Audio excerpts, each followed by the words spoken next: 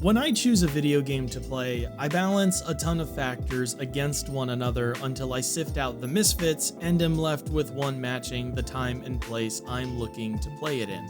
Factors can range from main story length, to genre, to whether or not it's an indie, you name it. But I've noticed I've never really cared much for one particular popular criteria: replay value. I see it mentioned in all sorts of places, from reviews to tweets to press kits. Replay value is a highly sought after quality in video games, and it's often what many game publishers will pride themselves on ensuring in their products. As a perfect human being with absolutely no flaws whatsoever, this dissonance between my feelings and that of an industry I project my identity onto was concerning. I did a little check-in with myself about why I've gradually grown out of needing games to have replay value. Was I too old and therefore too busy with other responsibilities to care for replay value? Maybe I prefer to play a game once and move on to the next thing, whether or not I finished it, of course. This deeply reflective process leading to my third eye opening and revealing to me the secrets I'd worked so long and hard to understand happened over the lengthy course of a 2-hour Twitch stream I was doing at 11 in the morning, half asleep and hungover. But it felt like I had been streaming that day for months, and in in-game time, that might as well be years. Joking aside, I really did come to a funny conclusion about it live on one of my 4-day-a-week Twitch streams. Replay value is made up. Replay value doesn't exist. The phrase replay value is nonsense. If you look at the way we've evaluated video games from the last 2 decades, the term is used as a catch-all safety net for recommendations to savvy consumers and money-conscious gamers. Game reviews had this sort of bang-for-your-buck perspective. It popularized the idea of measuring out the staying power of a purchase based on a variety of factors. If there's stuff to do after you finish the game the first time, or have reason to start over, then there's some kind of replay value to the game in question. You can sort of understand where this is coming from. The largest demographics for games from the last 2 decades were either teenagers with very little money to spend, or children with few openings to ask for more video games. So in the case of having limited opportunities to buy something, the mileage you can get out of a video game is very useful information to have. Somewhere down the line, however, this mileage became way more important to the community than as an additional quality to weigh a purchase against. It became the make it or break it element, which has given way to ridiculous article headlines and fabricated outrage. The quality of a game started to be equated to its length or size of content, and I think it's our adherence to replay value which has sort of taken us down this extremely cynical road. One where we base our expectation of whether or not we're going to like something around how much of that something there is to have. Replay value used to be this bonus to an otherwise great title, or the silver lining to one which was a little more middling in quality, because before the 2000s, every game was expected to be played multiple times over. It's just how video games were made and how we played them back then. Information was harder to come by, so rumors of in-game secrets convinced us to go back in and see if we could find them. And besides, our inner communities were a lot more dedicated to specific genres or collections of games than now, where people generally have better access to more games, have ways to try them out, and are more willing to give them a test run. Obviously, this part of it isn't our fault. It's a matter of growing media and accessibility, and how we as consumers were asked to interact with it. But as we got older, the time and access we had to games grew incongruously apart. Our free time went down, but the available selection went up. Suddenly, our time's worth a lot more to us, so we're even more careful about what we're spending money on and dedicating days off to. You might think I'm going to throw the content junkies under the bus and say an 8-hour game with an airtight story and neat ideas will always be better than an alright 40-hour RPG with multiple endings. But honestly, I think this entire back and forth is besides the point. Wanting a game to have hundreds of hours of content, looking at such a game with disdain or a turned up nose, doing the same for a shorter game. Both sides of this conversation are using the same misguided principle, that somehow a game's size needs to reflect the time you have to invest in it, and whether or not you're going to like whatever is in it is dependent on how much of it there is. It's also not really a conversation about video games, and more about putting people down for the way they spend their time. Some people only have 2 hours in the day or even the week to play their 200-hour RPG, and that's what they want to do. Other people have 10 to 15 hours a day, and they play the same 10-hour game each time. They're not balking at the idea of spending their time this way. This is how they enjoy those things. Someone saying an 8-hour campaign for a AAA game is unacceptable, and then framing a video game purchase like stock options is a bad take. But so is responding to it by saying you roll your eyes when games are longer than 20 hours and you're so busy contributing to society to play them. One way or the other, stop feigning your vanity as legitimate opinions people should have about video games. It's very embarrassing. But these perspectives are common because we've given something too much power over our enjoyment of video games. I genuinely believe the fascination and burnout people have had with the concept of replay value has sort of led us into this poor understanding of what it means when we say our time is important to us. So how the hell did we get here? Video game spending habits shifted dramatically at the turn of the century, and despite its main demographic lacking the stable income themselves, the frequency with which people bought games was much higher than we had previously seen. When you combine the replay value obsession with an increased spending habit, suddenly this specific element of games is being put under a microscope more often than not.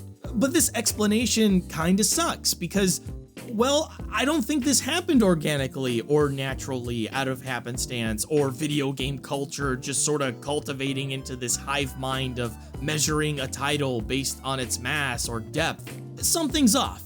How does the size of a game or its repeat playthrough features directly grow in importance with more frequent spending on more games? It'd make a lot more sense if the opposite happened, right? Because if you're spending more on new games, then you're jumping from one to the next, and the concept of playing a game more than once or needing an explicit reason to do so would matter so much less in determining whether or not you buy it. There must have been some kind of catalyst which facilitated these two components diluting into a single solution. Something must have turned the screws which joined these two together. My guess is capitalism.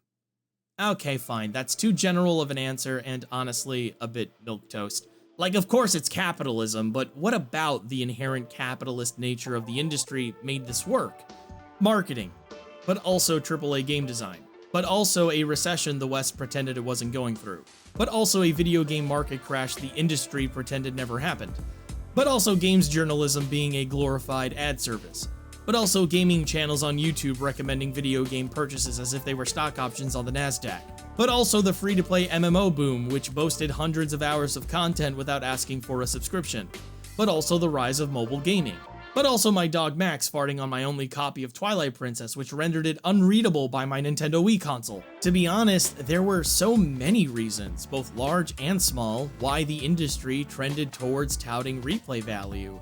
And most of it had to do with preying on circumstances at the time and the incomes of individuals who wanted games to play, and the growing competition between AAA publishers to produce bigger, more jam-packed games every year.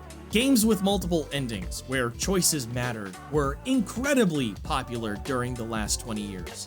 We watched companies like BioWare build an entire brand identity around giving players dynamically changing narratives based on choice, encouraging players to go back and see if they could yield new outcomes, and then somewhat fail to deliver on it. We saw Bethesda basically flirt and, I guess, walk onto first or second base with games attempting an infinite net of things to do and boast there were over thousands of hours of content to find. We witnessed the rise and subsequent burnout of open world and big budget games promising mountains we can walk to and dogs we can befriend, only for them to eventually cookie cut the hell out of the design process into homogeneous blobs of conformity for every release. The industry didn't start to care about replay value in a more explicit, crucial way out of thin air. It did so out of a transparent desire to exploit its audience. It cultivates this idea of games needing to have magnitudes relative to their price tags because it helps rub out smaller competition and monopolize the market during times of economic uncertainty.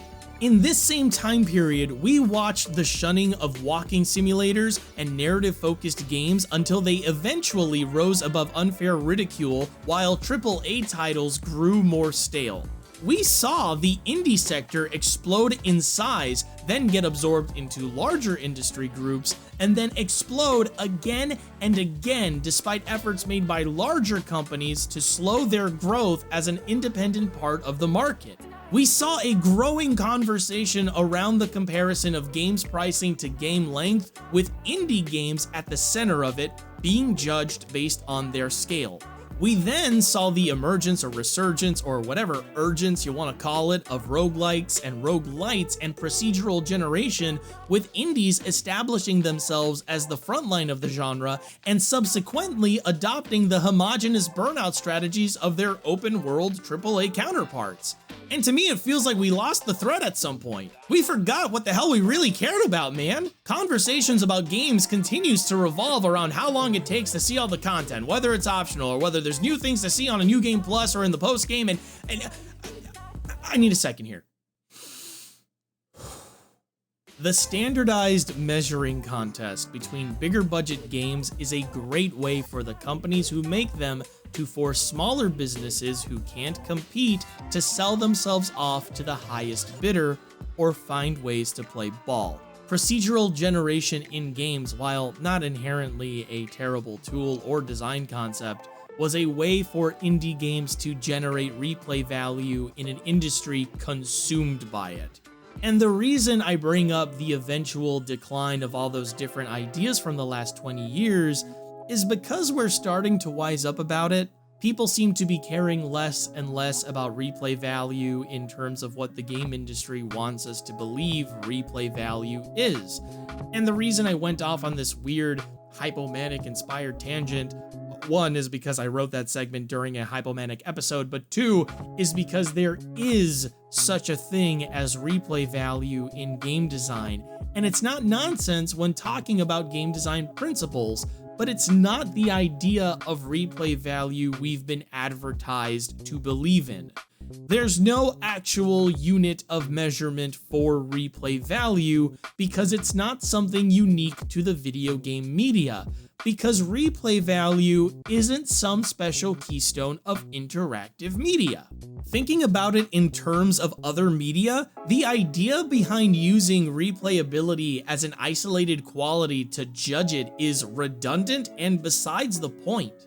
Good movies are rewatched and can yield new nuggets of enjoyment on repeat visits, but we don't talk about movies from this perspective of whether or not it has enough value to be seen again if we like it. If you like the movie, you'll watch the movie again. We rewatch our favorite movies all the time, but when we talk about why we enjoy them, we don't talk about their rewatch value.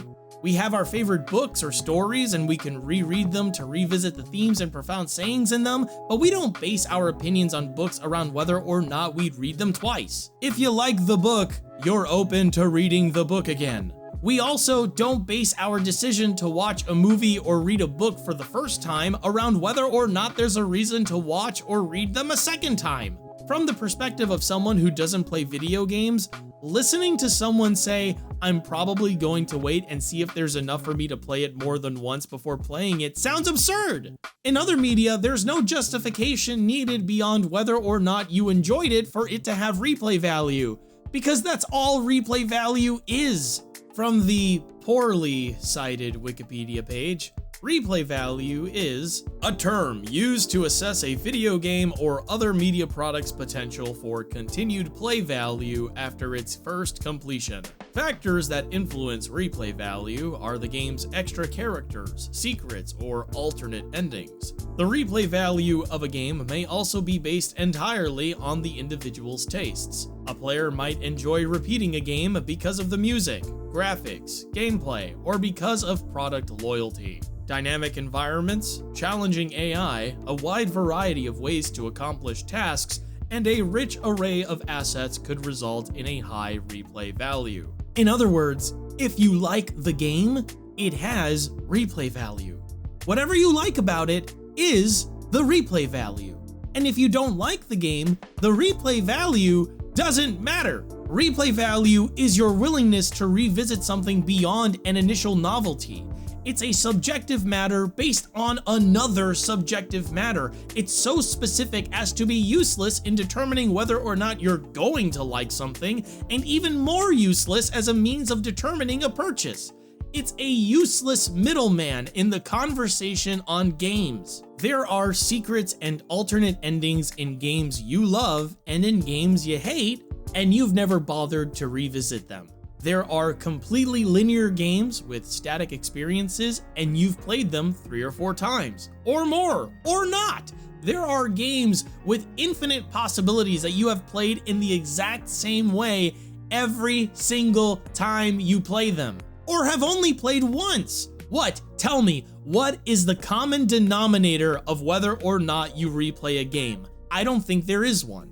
I think it's a matter of what you're in the mood for doing at that specific time and place. And we have a word for that. It's called preference. Some of you are never in the mood to replay a game more than once. Some of you will replay the same game 8 times. Oh look, it's Breath of the Wild, an open world game with tons of different things to do, DLC content which can alter parts of the world, and lots of secrets. Wow, replay value. Except everyone who loves Breath of the Wild feels weird about replaying it because of how deeply satisfied they are after the first playthrough. It's Dragon Age Inquisition, an RPG with over 100 hours of content, full of payoffs to long-lasting decisions across a storied franchise, with tons of different directions the story can go down. I have played the base game of Inquisition once, and I will probably never play it again, unless I'm in the mood for it. Look, it's Paper Mario: The Thousand-Year Door, a mostly linear game with little to no deviation to work with. I have played Paper Mario: The Thousand-Year Door to completion in the exact same way 6 times. Do you know why? Because when we like media, when something about it begs us to go back to it, we will invent reasons for us to do so. Ugh, this Neil Breen movie sucks so hard. I have to show my friends. Yeah, I just convinced my dad to read The Three Musketeers, and I'm gonna reread it so we can talk about it together.